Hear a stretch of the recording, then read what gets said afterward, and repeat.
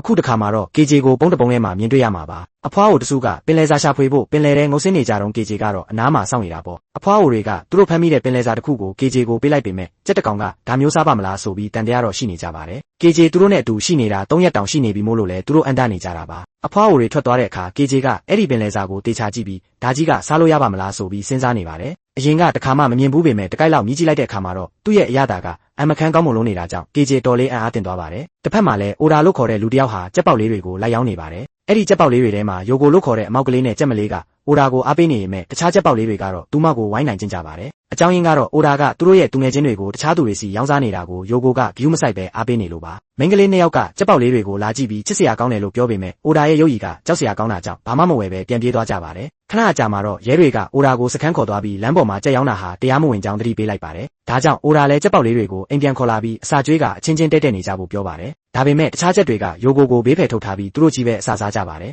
ယိုကိုအစာမစားရသေးတာကိုအိုဒါသတိထားမိသွားပြီးသူမကိုတီးတန့်ထုတ်ကအစာကျွေးပါတယ်သူတို့နှစ်ယောက်အတူတူရုပ်ရှင်ကြည့်နေတုန်းဇက်လိုက်မင်းသားရဲ့ကိုဘောကတတူးကိုမြင်တော့ယိုကိုကသတိထားမိသွားပါတယ်အိုဒါကလည်းသူဟာအဲ့ဒီမင်းသားလိုလူစားမျိုးဖြစ်ချင်တာကြောင့်အဲ့ဒီတတူးတိုင်းသူ့ကိုယ်ပေါ်မှာထိုးထားတာလို့ဝန်ခံပါတယ်ယိုကိုကလည်းသူမရဲ့ကြောပေါ်မှာအဲ့ဒီတတူးလေးဆွဲပေးဖို့တောင်းဆိုတာကြောင့်အိုဒါကဆွဲပေးလိုက်ပြီးဒါဟာအားနည်းသူတွေကိုကာကွယ်ရမယ်လို့အတိတ်ပဲရကြောင်းပြောပြပါတယ်ဒါပေမဲ့နောက်တနေ့မှာတော့ယိုကိုကျောကတတူးကိုကြည့်ပြီးတခြားချက်တွေကဝိုင်းလောင်ကြပြန်ပါတယ်တနေ့မှာတော့အိုဒါတယောက်လူရိုက်ခံထားရတဲ့ဒဏ်ရာတွေနဲ့အိမ်ပြန်ရောက်လာပါတယ်သူကတာကြီးမဆိုတဲ့လူကိုယာကူဇာကျွေးမိတွေအချိန်မီမဆက်နိုင်တဲ့အတွက်တောင်းပန်နေပါတယ်သူ့ရဲ့ကိုရင်းအင်္ဂါတွေကိုထုတ်မရောင်းခိုင်းတဲ့အတွက်ကျေးဇူးတင်နေပြီးပိုက်ဆံရှာဖို့နင်းလန်တစ်ခုခုလိုအပ်နေမှန်းသူသိပါတယ်အဲ့ဒီအချိန်မှာတာကြီးမကတန်ရှင်းရေးကုမ္ပဏီတစ်ခုဖွင့်တော့မယ်အခုခေတ်ကယာကူဇာတွေတောင်အလုပ်ကောင်းကောင်းလုပ်ရမယ်ခေတ်ရောက်နေပြီလို့ပြောပြီးအိုဒါကိုကုမ္ပဏီမှာကူလုပ်ပေးခြင်းဖြင့်ကျွေးဆက်ဖို့အခွင့်အရေးပေးလိုက်ပါတယ်အိုဒါကတာကြီးမရဲ့ကျင်နာမှုကိုမယုံနိုင်အောင်ဖြစ်ရပြီးဝမ်းသာအားရငိုကြွေးမိပါတယ်တာကြီးမကတော့ညီအကိုတွေပဲကွာတယောက်ကိုတယောက်ကြည့်ရမှာပေါ့လို့ပြောပြီးနှစ်သိမ့်ပေးခဲ့ပါတယ်ဒါပေမဲ့3ရက်ကြာမှာတော့လူတစုအိုဒါအိမ်ကိုရောက်လာပြီးတာကြီးမထွက်ပြေးသွားပြီဖြစ်ကြောင်းဒါကြောင့်တာကြီးမချေးသွားတဲ့ငွေ30တန်းကိုအိုဒါကဆက်ရမယ်လို့ပြောပါတော့တယ်အိုဒါကတာကြီးမဟာလုပ်ငန်းဆက်ဖို့ပိုက်ဆံလို့သူကအာမခံလက်မှတ်ထိုးပေးခဲ့တာလို့ရှင်းပြပေမဲ့လူရန်ကားတွေကတော့ယာကူဇာဆိုတာယုံလို့မရဘူးလို့ပြန်ပြောပါတယ်ဒီချိန်နေမှာအိုဒါဟာသူ့ရဲ့ငယ်ဘဝကိုပြန်တတိယသွားပါတယ်သူငယ်ငယ်တုန်းကအမေဖြစ်သူကအိမ်ပြန်နောက်ကျမယ်လို့ပြောပြီးထွက်သွားရကနေဘယ်တော့မှပြန်မလာတော့ပဲလူတကာရဲ့အနှိမ်ခံဘဝနဲ့ကြီးပြင်းခဲ့ရတာပါလူတိုင်းကသူ့ကိုအမိုက်လိုဆက်ဆံခဲ့တာတွေကိုပြန်နှွေးမိပြီးအိုဒါစိတ်လွတ်ကိုလွတ်ဖြစ်လာပါတော့တယ်အဲ့ဒီအချိန်မှာပဲအိုဒါရဲ့ခန္ဓာကိုယ်ကတဖြည်းဖြည်းပြောင်းလဲလာပြီးကြောက်စရာကောင်းတဲ့နတ်ဆိုးကြီးဖြစ်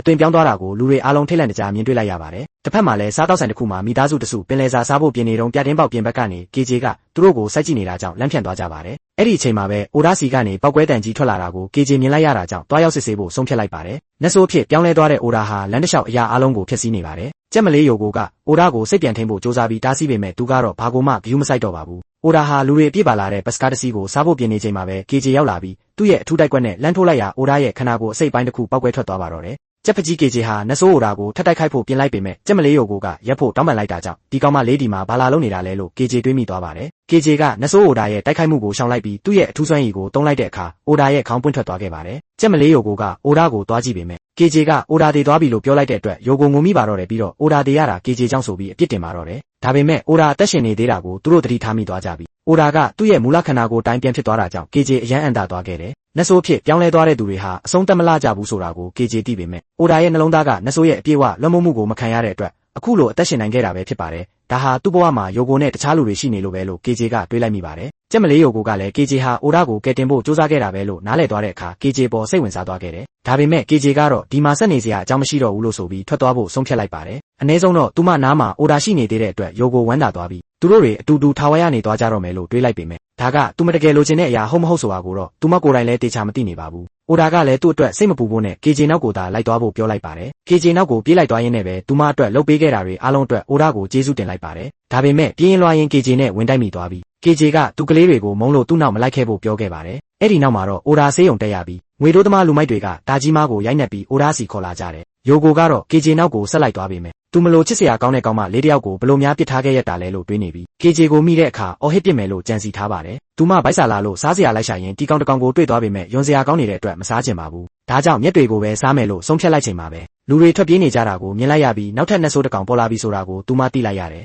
နတ်ဆိုးကသူမကိုတခုခုလုံးမှာကြောက်နေပေမဲ့လည်း KJ အဲ့ဒီမှာရှိနေမယ်ဆိုတာသိလို့နတ်ဆိုးရှိရာစီသူမပြေးသွားခဲ့ပါတယ်နတ်ဆိုးက KJ ကိုတိုက်ခိုက်ပေမဲ့ KJ ကအကွက်တွေအားလုံးကိုရှောင်တိန်ပြီးလက်သီးတွေနဲ့ဆက်တိုက်ပြန်ထိုးနှက်လိုက်ပါတယ်ယိုကိုကလည်းဘေးကနေအားပေးနေခဲ့တယ် KJ ကသူ့ရဲ့အထူးစွမ်းရည်နဲ့ပစ်ခတ်လိုက်ပေမဲ့နတ်ဆိုးကသူ့ခန္ဓာကိုယ်ကိုပြန်လဲကူစားလိုက်ပြီးသူကဘယ်တော့မှမတည်တဲ့ကောင်မို့လို့တိုက်ခိုက်နေလဲအချီးနှီးပဲလို့ KJ ကိုပြောလိုက်ပါတယ် နတ်ဆိုးအသက်ရှင်နေသေးတာကို KJ မယုံနိုင်ဖြစ်သွားတယ်ပြီးတော့သူအရင်ကတိုက်ခိုက်ခဲ့တဲ့နတ်ဆိုးတွေအားလုံးရဲ့ဦးနောက်ဒါမှမဟုတ်နှလုံးသားမှာအားနည်းချက်တစ်ခုစီရှိတတ်တာကို KJ ပြန်သတိရသွားပြီးဒီနတ်ဆိုးမှာလည်းအားနည်းချက်တစ်ခုရှိရမယ်လို့တွေးလိုက်ပါတယ်တကယ်တော့အဲ့ဒီနတ်ဆိုးရဲ့နှလုံးနဲ့ဦးနောက်ကသူ့ရဲ့အမီးမှာရှိနေတာဖြစ်ပြီး KJ အဲ့ဒီနေရာကိုတိုက်ခိုက်ဖို့ဘယ်တော့မှတွေးမိမှာမဟုတ်ဘူးလို့နတ်ဆိုးကထင်နေခဲ့တာပါဒါပေမဲ့ KJ ကသူ့ရဲ့အထူးစွမ်းရည်ကိုနောက်တစ်ကြိမ်ထပ်ပြီးစွမ်းအင်စုလိုက်ပါတယ်နတ်ဆိုးကတော့ဘာထိခိုက်မှုမှဖြစ်မှာမဟုတ်ဘူးလို့ထင်နေခဲ့ရင်မဲ့ KJ ကနတ်ဆိုးရဲ့တကိုယ်လုံးကိုပစ်ခတ်လိုက်ပြီးသူ့ရဲ့အမီးနာကိုရောက်လာတဲ့အခါမှာတော့နတ်ဆိုးလည်းပြာရခတ်သွားပါတယ်နတ်ဆိုးကြီးပောက်ကွဲသွားပြီးနောက်မှာတော့ KJ နိုင်သွားတဲ့အတွက်ယိုကိုဝမ်းသာသွားပေမဲ့ KJ အရန်ပင်ပန်းနှောနေနေတာကိုတတိထားမိသွားလို့သူ့စီအမြန်ပြေးသွားခဲ့တယ်အဲ့ဒီအချိန်မှာပဲနတ်ဆိုးကယိုကိုကိုရုတ်တရက်ထစားဖို့ကြိုးစားပေမဲ့ KJ ကယိုကိုကိုဘေးကိုတွန်းဖယ်လိုက်တာကြောင့် KJ ကိုသာကိုက်သွားပါတော့တယ်